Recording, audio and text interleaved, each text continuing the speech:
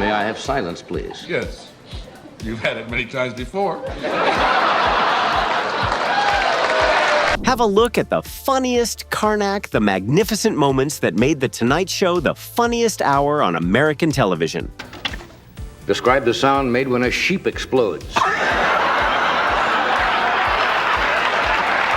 Johnny Carson spent so many years behind that desk, and no character he ever played stuck with audiences quite like Carnac, the envelope-holding, turban-wearing mystic who always had the answer before anyone even knew the question. A 100-yard dash, 1966. Carnac doesn't work well when air comes in.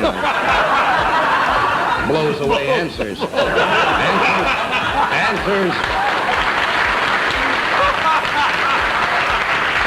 2 years into Carnac's run, and the format already had a stranglehold on late-night television. Carson pressed an envelope to his turban and announced the answer, a 100-yard dash. A 100-yard dash. A 100-yard dash.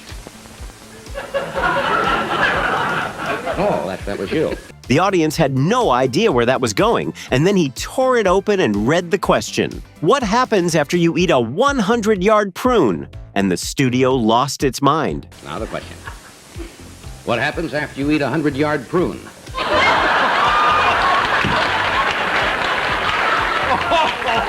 Simple, absurd, and built perfectly from the ground up. That's what made the Carnac format work from the very beginning. You give the audience an answer that sounds like it could go anywhere, and the question twists it into something nobody saw coming. What this early bit proved was that Carnac didn't need years of refinement to connect. From 1966 onward, the character had staying power written all over it. Three Dog Night and Mount Baldy. 3 Dog Night. By March of 1974, Carson had the timing so locked in that he could deliver a back-to-back double gag and make it look effortless. First envelope, Carnac pressed it to his turban and announced, 3 Dog Night. A pause, the audience wondering, and then, what's a bad night for a tree? Big laugh. But Carnac wasn't done. What's a bad night for a tree? Second envelope came immediately. The answer, Mount Baldy. Mount Baldy. Mount Baldy. And then the question, What do you do if you play horsey with Don Rickles?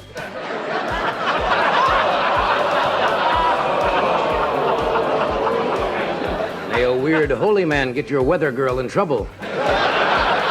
the crowd erupted all over again. 2 envelopes, 2 direct hits, landing one right after the other with no room to breathe between them. Carson understood something most performers never figure out.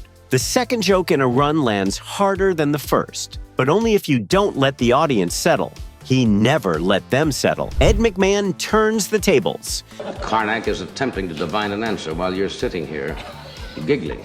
This one stands apart, and the reason is exactly what you wouldn't expect. Ed McMahon spent his career as the straightest of straight men inside the Carnac bit, announcing the envelopes with full reverence, marveling at the great seer, playing the role of devoted herald without a hint of irony. That's what made a 1972 appearance genuinely surprising. Midway through the routine, McMahon started needling Carnac. May I have silence, please? Yes. You've had it many times before.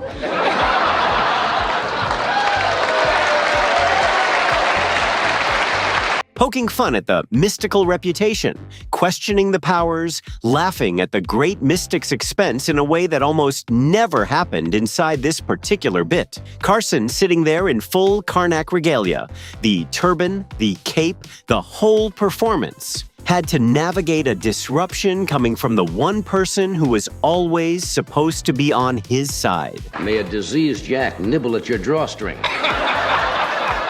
The audience recognized immediately how unusual it was, and that recognition made it funnier than almost anything Carnac himself could have said. Sometimes the funniest moment in a bit is the one that breaks the rules of the bit entirely. Classic Carnac rapid fire.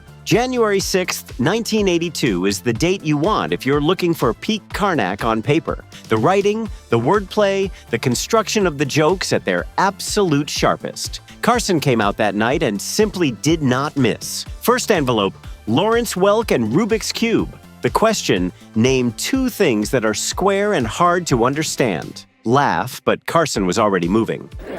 Lawrence Welk and Rubik's Cube. Lawrence Welk and Rubik's Cube. That's what I said. Name 2 things that are square and hard to understand. Second envelope, A Christmas Tree and Richard Allen. The question, name 2 things that got tossed out after the holidays. The answer to this question, sealed in this envelope, is A Christmas Tree and Richard Allen. A Christmas Tree and Richard Allen.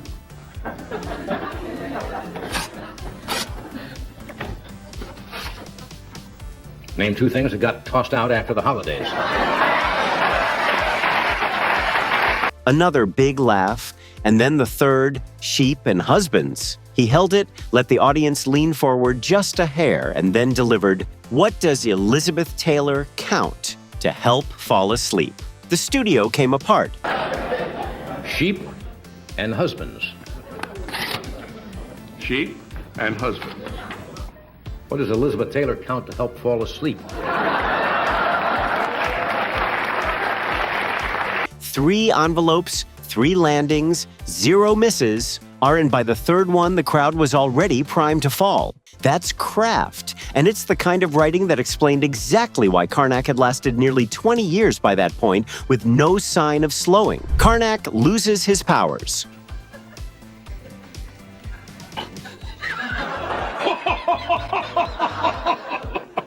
Wait a minute. Just a moment. Just a moment. Perhaps I can help Carnac. Excuse me. Just 1 second, yes. He doesn't have to get. 22 years into the character, Carson tried something genuinely strange. He let Carnac fail on purpose. The January 10th, 1986 episode is archived under the title Carnac Loses His Powers. And the premise was exactly what it sounds like. The all-knowing mystic kept struggling to recall the question after announcing the answer.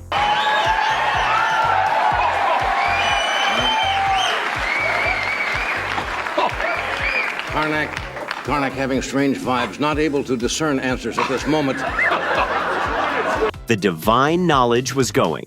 The psychic connection had dropped. The mystic from the East was having a very human night. The bit operated on 2 levels at once. On the surface, it was a parody of the Carnac format itself, built entirely on the expectations the audience had developed across 2 decades of watching. Would you like to do a commercial? Possibly. And give you a chance to gather your thoughts together. I know you've been Possibly. away a long time. There are a lot of Possibly. trouble in the East. That's probably the Yes. problem, yes. All right. So, we'll We'll do this.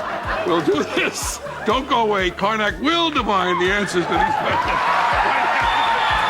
Underneath that, it was a lesson in extracting comedy from apparent failure because Carson kept the crowd completely with him even while Carnac was falling apart. Yes.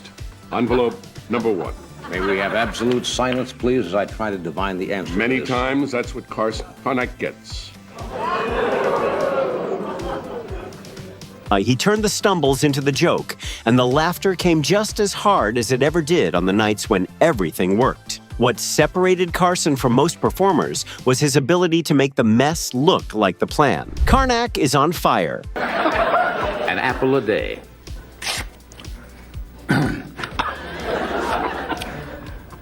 What's a minimum wage for a fruit fly?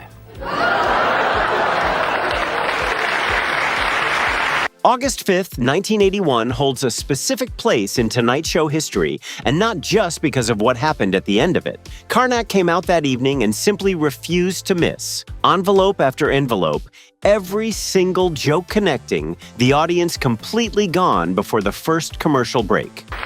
Blood sugar. Blood sugar. I said. What should a vampire cut down on when he's on a diet?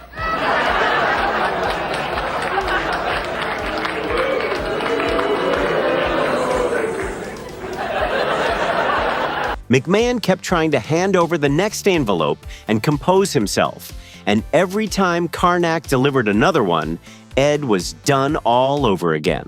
There's a particular kind of momentum that builds in a room when a performer is locked in at that level. Spit, scratch, and complain. What are the 3 qualifications to be a Major League Baseball player? When the timing is so precise and the audience is so surrendered to it that the laughter starts feeding itself. August 5th, 1981 was that fully realized. Carson, in a feathered turban, methodically bringing an entire studio to its knees, one absurd question at a time. Striking air traffic controllers. Striking air traffic controller. You got it. What do the people waiting at the airport feel like doing? And the crowd helpless to do anything but follow wherever he led. And as extraordinary as that sustained run was, the most extraordinary thing of all was still coming before the night was over. Sis Boom Ba, August 5th, 1981. That famous visitor from the East. Former Wall Street stockbroker, Carnac the Magnificent. Before the taping, Carson pulled McMahon aside and told him directly, one of the jokes in tonight's Carnac bit was going to put him away. McMahon heard it. He tried to prepare himself. And then the moment arrived.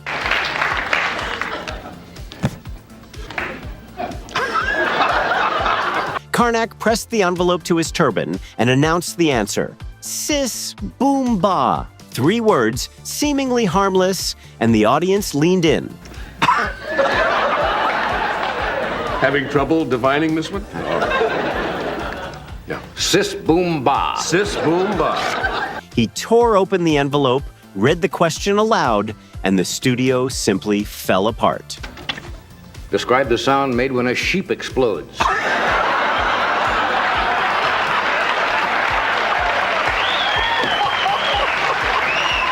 Carson broke character. McMahon was completely gone. The laughter ran for more than 50 seconds, which on live television is an eternity, and nobody in that room could stop it. The performers couldn't stop it. The audience couldn't stop it. For nearly a full minute, and The Tonight Show stopped being a television program and became something else entirely. Just a room full of people laughing until they ran out of air.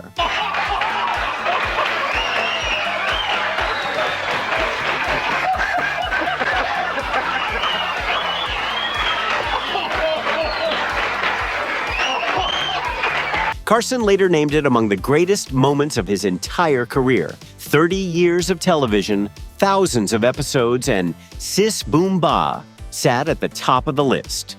That's what one perfectly constructed joke can do, on the right night, in the right room, with the right performer holding the envelope. Carnac the Magnificent arrived on The Tonight Show in 1964. Billed as a mystic from the East, dressed in a large feathered turban and a sweeping cape, and the entrance alone was half the comedy.